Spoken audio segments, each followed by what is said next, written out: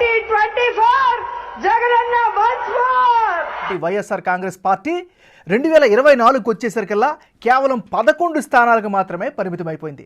అయ్య బాబోయ్, అంత దరిద్ర పదమా? సామాన్యమైన పదం కాదండి, ఈ రేంజ్ లో ఉంటుంది. హే బాబు, మా 11 మంది ఫోటోలు బాగా తీయాలి. అదేంటి, మీరు 10 మందే ఉన్నారు కదా? చూడటానికి దఫాగళ్ళ కనపడతావు, లెక్కల్లో బాగా స్ట్రాంగ్ రా నువ్వు. లేదు, మే 10 మంది కాదు, 11.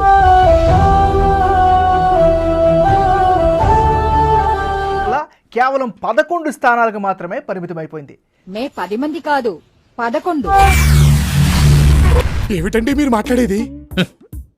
ఆవిడ కరెక్ట్ గానే చెప్పిందిరా. చాలా సేపు సస్పెన్స్ తర్వాత నాకు కూడా అర్థమైంది. పవన్ కళ్యాణ్ పై మంత్రి రోజా విరుచుకుపడ్డారు. పవన్ పనికి మాలిన వాడని లాగిపెట్టి కొట్టాలనిపిస్తోందన్నారు. చూసావు కిషోర్ దీని భాష? భారంగా తను మాట్లాడేది చూస్తుంటే లాగి పెట్టి కొట్టాలనిపిస్తుంది. ఏంటో నువ్వు కొట్టేది? లాస్ట్ 2.5 సంవత్సరాలుగా మా ఆంధ్రప్రదేశ్ టూరిజం మినిస్టర్ గా అయితే పనిచేశారు. అండ్ ఆ తర్వాత లాస్ట్ 2.5 years లో గూగుల్లో టూరిజం మినిస్టర్ రోజా గారి పేరు సెర్చ్ చేయండి. అందులో వచ్చే ఆర్టికల్స్ లో మెజారిటీ పవన్ కళ్యాణ్ గారిని తిట్టేవి అండ్ సెకండ్ మెజారిటీ జగన్ గారిని పొగిడేవి. మన రెండు చోట్ల మిమ్మల్ని ఎమ్మెల్యేగా ఓడించినప్పుడు పవర్ స్టార్ కాదు పవన్ కళ్యాణ్, ప్యాకేజీ స్టార్. చేది నమ్మ బతుకు బురదలో పంది బతుకుతుంది, నువ్వు బతుకుతున్నావు ఎందుకురా? ఎదవన్నారు ఎదవ. 2019లో మన ఆంధ్రాకి దాదాపు 23 కోట్ల మంది వచ్చారు. బట్ 2020-21లో కనీసం 10 కోట్లు కూడా దాటలేదు. కాకి బట్టలు వేసుకుందుకు ఒక్క రోజు నిజాజీగా పనిచేయరా నా కొడుకు. తెలుగుదేశం జనసేన పార్టీల రక్తాన్ని కళ్ళ చూసే విధంగా ప్రజలు వాళ్ళకి ఓట్లతో బుద్ధి చెప్పి ఆకాశవంత విజయం ఇచ్చారు మీరు నాకు. ఇది గుండెల్లో పెట్టుకుంటాం. ఆ పార్టీని ఈ రాష్ట్రం నుంచి తరిమి కొడతారు.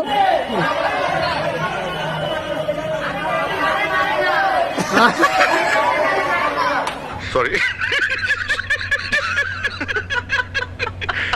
ఆ పార్టీని ఈ రాష్ట్రం నుంచి తరిమి కొడతారు. నువ్వు అన్నాక పడకుండా ఎలా ఉంటాడు గోవిందా? మన టంగేం టంగు, ఐరన్ టంగు, నోట్లోంచి ఒక్క మాట వచ్చిందంటే సర్వనాశనమే కదా. పవన్ కళ్యాణ్ గారు చరిత్రలోనే 2 చోట్ల నించొని ఓడిపోయిన గొప్ప నాయకుడు. 21 అసెంబ్లీ స్థానాల్లోనూ విజయం సాధించారు, 2 పార్లమెంటు స్థానాల్లోనూ విజయం సాధించారు. ఇది దేశ చరిత్రలోనే కనపడదు సార్. ఇది అయిపోయిందా? అవదు మరి. మనది ఏమైనా సామాన్యం లెగ్గా, pure iron leg, talent body. ప్యాకేజీలకు మాట్లాడే వాళ్ళు మీరే ఎమ్మెల్యేగా గెలవలేరు. మీరు జగనన్నను ఏం ఓడిస్తారు? కేవలం తన పార్టీని గెలిపించుకోవడమే కాదు, కూటమిని విజయ్ తీరాలకు చేర్చడంలో man of the match Pawan Kalyan. అది మూసినదరా ఏదంటే జరిగిపోతుందంటరా. మీరు జగనన్నను ఏం ఓడిస్తారు? ప్రస్తుత ముఖ్యమంత్రి జగన్మోహన్ రెడ్డి మరి కాసేపట్లో రాజీనామా చేయబోతున్నారు. వరుసని ఎన్ని ఘోరాలు జరిగిపోతున్నాయి సార్.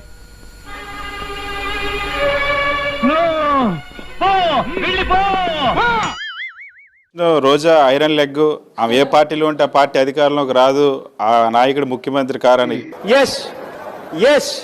వాస్తవం అధ్యక్ష. ఇది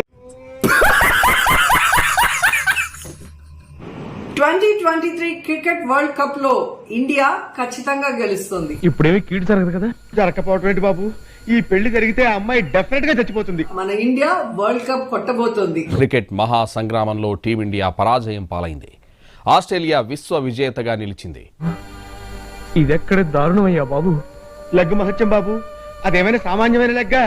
పెళ్లిళ్ళకెళ్లి దినకార్యాలు జరిపించిన ఐరన్ లెగ్గు.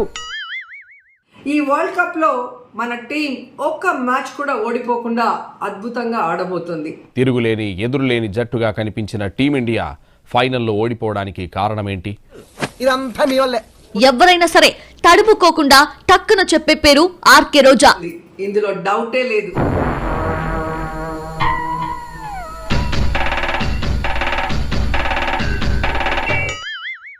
ఎక్కడైనా ప్రత్యర్థులు ఓడిపోతే సంబరాలు చేసుకుంటారు, కానీ నగరిలో మాత్రం సీన్ రివర్స్. రోజా ఓడిపోవడంతో వైసీపీలోనే ఓ వర్గం సంబరం చేసుకుంటోంది. తమ్ముడు లెగ్గు పోయిన తర్వాత గాని మనిషి వల్ల తెలియదంటారు. నువ్వు పోయిన తర్వాత మన ఇంట్లో అన్ని శుభకార్యాలేరా. నీకు దినం పెట్టిన దినం నుంచి ప్రతిదినమూ శుభదినమేరా. మారింది. రోజా ఓడిపోవడం చాలా సంతోషంగా ఉందంటూ సొంత పార్టీలోని వర్గమే వీడియో రిలీజ్ చేయడం హాట్ టాపిక్ గా మారింది.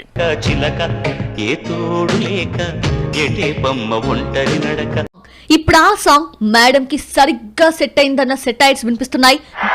అర్థమైందా రాజా? రాష్ట్రాన్ని అప్పుల్లో ముంచేశాడు, రాష్ట్రాన్ని సర్వనాశనం చేశాడు. ఏపీ సర్కార్ అప్పులు చేస్తూనే ఉంది. ఒక్క మే నెలలోనే దాదాపు 9,500 కోట్ల రుణం సమీకరించింది. రోజా గారు మీరు వేరే విధంగా అనుకోవద్దు, చిన్న మెసేజ్ మీకు సంబంధించింది. ఇప్పుడు దాకా రోజా ఐరన్ లెగ్ ఎక్కడికి వెళ్తే అక్కడ మసి స్మాష్ అని చెప్పి లెగ్ గేమ్స్ ఆడుకో మటా చేయబోతాం.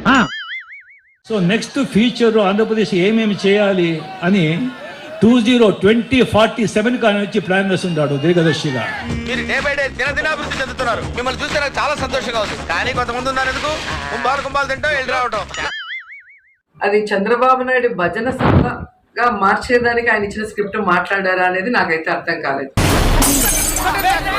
మా హీరోని కామెంట్ చేసే రేంజ్ అనేది ఈరోజు నగరి ప్రజలందరికీ సంతోషకరమైన ఒక పండుగ వాతావరణాన్ని అనుకూలంగా దేవుడు ఇచ్చిన రోజు. రజనీకాంత్ సినిమా ఒకటి, ఆ సినిమాలో డైలాగ్ నాకు గుర్తొస్తుంది.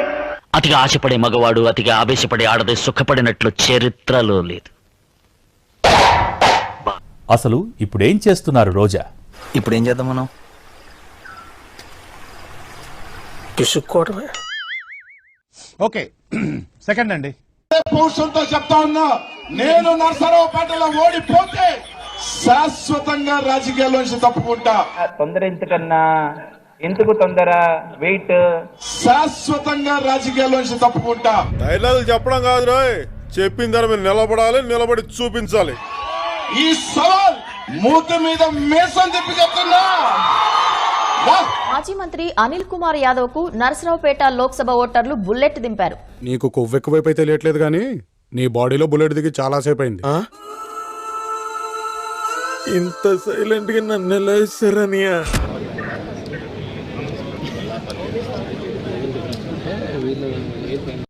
అయిపోయిందయ్యా. నెల్లూరు నుంచి పల్నాడుకు వచ్చిన అనిల్ కుమార్ యాదవ్ ఘోర పరాజయం పాలయ్యారు. శాశ్వతంగా రాజకీయాల్లోంచి తప్పుకుంటా. బహిష్కరణ బహిష్కరణ బహిష్కరణ. 1 minute ఆశీర్వదించండి మావయ్య.